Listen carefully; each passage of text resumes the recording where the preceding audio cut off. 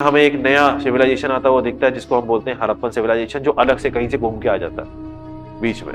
बस हड़प्पन सिविलाइजेशन के अंदर बहुत सारे सिस्टम है, बहुत सारी सिविलाइज चीजें हैं, बहुत सारी अलग से चीजें हैं जो इधर वाली हिस्ट्री और इधर वाली हिस्ट्री को जोड़ती नहीं है। क्योंकि हमने देखा जो ऋग्वेदिक एरिया है और ये इससे पहले का एरिया, इन दोनों के बीच की कनेक्टिविटी हड़प्पन सिविलाइजेशन नहीं बना पाता, क्योंकि हमारे पास उसकी इंफॉर्मेशन नहीं है, कनेक्शन बनाने की इंफॉर्मेशन नहीं है। हिस्ट्री हम क्यों कंप्लीट नहीं कर पाते वहां पे, क्यों हम सिस्टम नहीं बैठा पाते, क्योंकि हमारे पास प्रोटो, प्री और हिस्ट्री, इनको कनेक्ट करने के लिए बीच में जो गैप है वो पता ही नहीं हमें क्या है। तो बेसिकली हड़प्पन सिविलाइजेशन कहां से आता है और कहां जाता है ये हमें कोई नहीं बता पाता है। इसलिए हड़प्पन सिविलाइजेशन की स्टार्टिंग और हड़प्पन सिविलाइजेशन का एंड हमें नहीं पता। तो बीच में हड़प्पन सिविलाइजेशन आया, बढ़ा, उसकी फीचर्स हमने पढ़े, उसकी चीजें हमने देखी, बहुत सारी चीजें हमने देखी। राइस देखा वहां पे आते हुए, राइस की चीजें देखी हमने, सिस्टम देखा, कंस्ट्रक्शन देखा, सिटाडेल देखा, ऊंचा होता है कि किंग ऊपर रहता है, लोग नॉर्मल लोग नीचे रहते हैं, बहुत सारे फीचर्स हमने पढ़े। हड़प्पन सिविलाइजेशन एंड हो जाता है किसी भी वजह से, चाहे भूकंप आए, चाहे बाढ़ आए, चाहे आर्यंस आए, जो भी बहुत सारे रीजन हमने देखे। उसके बाद बेसिकली हमें इतना पता है कि आर्यंस इंडिया में एंटर कर चुके, सेंट्रल एशिया से एंटर किए थे। मैक्स मुलर थ्योरी बोलती है कि आर्यंस जो थे वो सेंट्रल एशिया से एंटर किए थे, और आर्यंस जो रेस थी वो नॉर्थ इंडिया के अंदर एंटर करते ही अपना एक्सपेंशन करती चली जाती है। नॉर्थ वेस्टर्न एरिया से अंदर घुसते हैं, राजस्थान, यूपी, हरियाणा, इन एरियाज में धीरे धीरे ईस्टर्न साइड बढ़ते चले जाते हैं और बस जाते हैं। जब वो बस जाते हैं आर्यंस, तो उनको ऐसा लगता है कि अब हमारी पॉपुलेशन बढ़ती चली जा रही है, लोग रहने शुरू करते हैं, सेटल हो जाते हैं, लोकल लोगों के साथ रहते हैं, फैमिली बनाते हैं। कुछ टाइम पीरियड के बाद उनकी आगे की जनरेशन आती है, फिर उनके दिमाग में बैठता है कि अब हमें कुछ रूल्स एंड रेगुलेशन सिस्टम बनाना चाहिए जिसको फॉलो करके इंसानों को रहना है। वहां पे कुछ अच्छे इंटेलिजेंट लोग, जिनको हम ऋषि बोलते हैं, वशिष्ठ ऋषि, ऐसे ऋषिस जो थे उस टाइम पे, उन्होंने डिसीजन लिया कि हम 5-6 लोग हैं, हम काफी ज्यादा इंटेलिजेंट हैं, बाकी लोग इतने इंटेलिजेंट है नहीं, तो हमें उनकी जिम्मेदारी लेनी पड़ेगी। उन्होंने कहा हम कुछ रूल्स एंड रेगुलेशन की बुक लिखते हैं, डॉक्यूमेंट लिखते हैं, उसका नाम देंगे ऋग्वेद।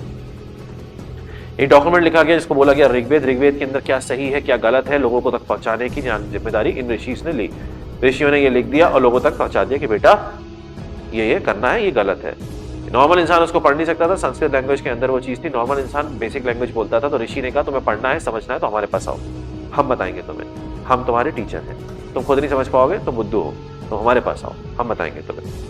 यहीं से ऋषि की इंपॉर्टेंस बढ़ती चली गई। जब आपको कोई चीज नहीं आती तो ऑब्वियस सी बात है आप किसी से पूछोगे, जिससे पूछोगे उसकी इंपॉर्टेंस ऑब्वियस सी बात है आपकी लाइफ में बढ़ जाएगी। यहां से हमने देखा धीरे धीरे ऋषि जो कि ब्राह्मण्स आगे आपको बनते हुए दिखेंगे, उनकी इंपॉर्टेंस लोगों की लाइफ में बढ़ने लगी, क्योंकि लोग अपनी लाइफ के डिसीजन उनसे पूछ के लेने लग गए।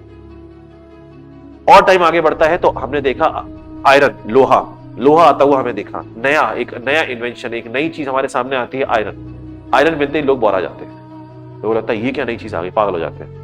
एग्रीकल्चर बहुत एडवांस हो जाता है एकदम से, सडन चेंज, नई टेक्नोलॉजी, नए टूल्स, और क्राइम शुरू हो जाता है। लोग पावरफुल समझने लगते हैं, जिनके पास हथियार है, जिनके पास लोहा है, एक दूसरे को मारने लग जाते हैं। बोलता था पहले हाथ से मारो चोट नहीं लगती, चाकू से मारो आदमी जाएगा। तो बेसिकली मारपीट ज्यादा खतरनाक टाइप की होने लग गई। लोग के मन से डर चला गया, उनको लगा हमारे पास चाकू है, किसी के पेट में मार देंगे जो हमसे लड़ेगा। पहले घूसा मार रहा है उसके दर्द नहीं हो रहा, चाकू मारेंगे दर्द होगा, हो रहा होगा, सोचोगे भी लोगों की। तो लोगों ने सोचा, ऋषि ने, ये क्या हो गया, ये तो लड़ रहे हैं आपस में, दिक्कत हो गई हमारे। ऋषि फिर बैठे, मीटिंग कराई, उन्होंने कहा और ऋषि आ जाओ, 3-4 और आ गए ऋषि वहां पे। उन्होंने कहा अब एक काम करते हैं, रूल्स एंड रेगुलेशन थोड़े नए बनाते हैं, क्योंकि ये लोग तो हमारी बात मानते हैं, शुरुआत से हमारी बात मान रहे हैं, तो अभी भी मानेंगे हमारी बात। तो वो रूल्स एंड रेगुलेशन की फॉर्म में 3 वेद और लिखते हैं, सोमवेद, यजुर्वेद, अथर्ववेद।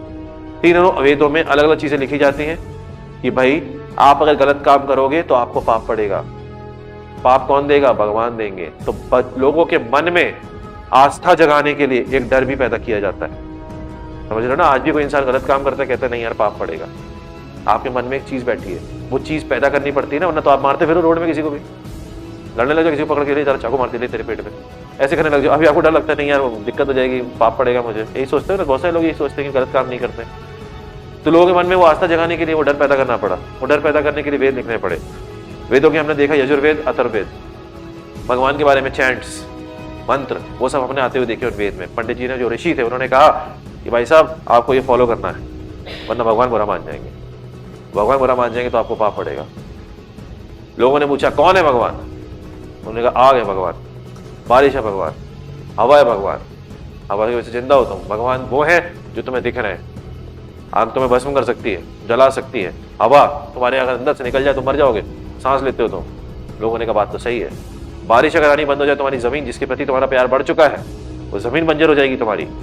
तो उन्होंने कहा हाँ बात तो सही कह रहे हैं। डर पैदा हुआ, उन्हें गलत काम करोगे सब बर्बाद हो जाएगा, वायुदेव सब खराब कर देंगे, अग्निदेव सब खराब कर देंगे।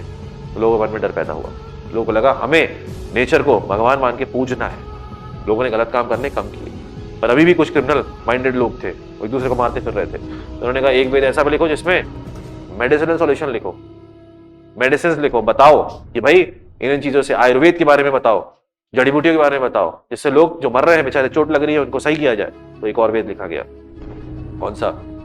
अथर्ववेद। अब लोगों को डरा भी दिया, आस्था भी जगा दी, चोट का सॉल्यूशन भी दिया। अब लोगों को थोड़े मजे भी तो कराने हैं, लोगों को जिंदगी की एंजॉयमेंट भी तो चाहिए, वरना लोग कहेंगे यार तुम तो टॉर्चर ही करे जा रहे हो हमें।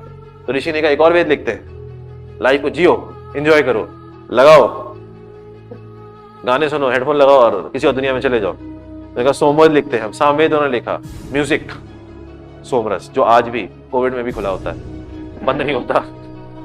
तो हमने देखा यहाँ 4 वेद हमें टाइम के साथ आते हुए देखते हैं, जो टाइम की सिचुएशन के साथ हमें रिलेट कर सकते हैं, क्यों आए।